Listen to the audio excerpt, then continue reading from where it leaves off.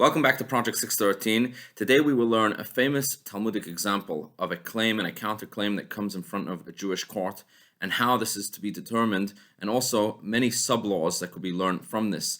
This is all to do with the mitzvah we've been learning over the past few days, that when anytime there is a monetary disagreement, it is to be brought in front of a Jewish court, in front of a Beit Din, so the law can be prescribed as dictated by the Torah.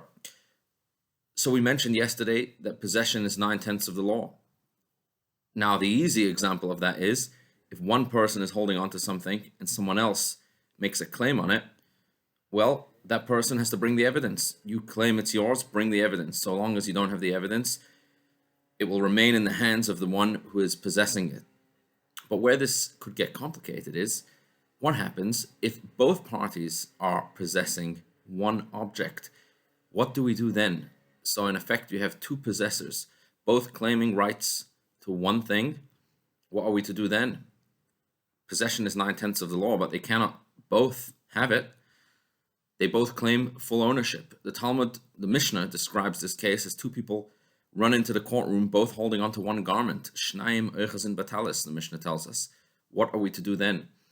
So the Mishnah actually rules that in such a case, each one would swear that they at least own half of it, and then the court would divide it. They would literally cut it in half and give half to each. If this is a material that would not lose its value by cutting it, of course. If it's something that its value would be lost by cutting it, the court would sell this garment and then divide the value and award each of the two people with half of it. This is a general case which a Talmud uses to learn multiple laws from in figuring out how the court would deal with many other types of examples of when two people are fighting over the same thing when there are two possessors.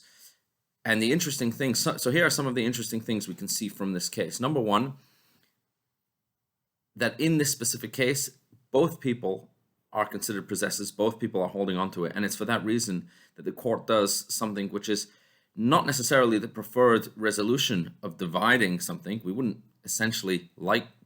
like to do that, but this is our best option that we have in front of us because each of them are a possessor. So each of them have a certain amount of rights, and there is no way to determine who is correct and who isn't. So this is the best we can do. But from the description of this case itself, we can deduce that were only one of them to be a possessor, of course, we would give it only to the one who is holding on to it. We can also deduce from this case what happens if two people are fighting over one thing, but none of them are actually holding on to it.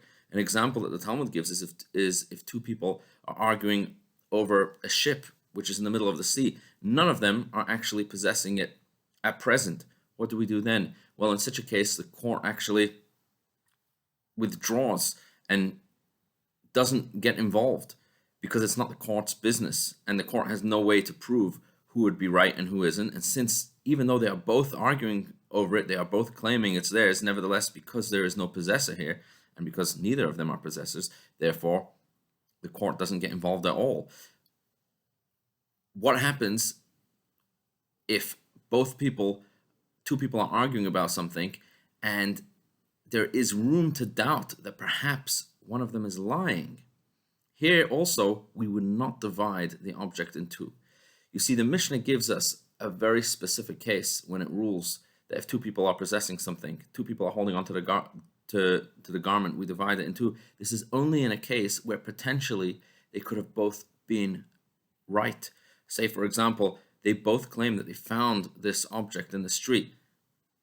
Is one of them lying? Perhaps. But is it possible that both of them are right? Absolutely. Perhaps they both saw this object at the same time and they both pounced at it at the same time, and this is how they came running into the courtroom. So since potentially they could both be right, that's why we divide it. But let's say they are arguing about something where it is absolutely clear that one of them must be lying, although we wouldn't know who the liar is. In this case, the court would hold the item or the money in escrow, and until we can verify who is telling the truth, and up until then, no one would be awarded with the money. Have a wonderful, wonderful day.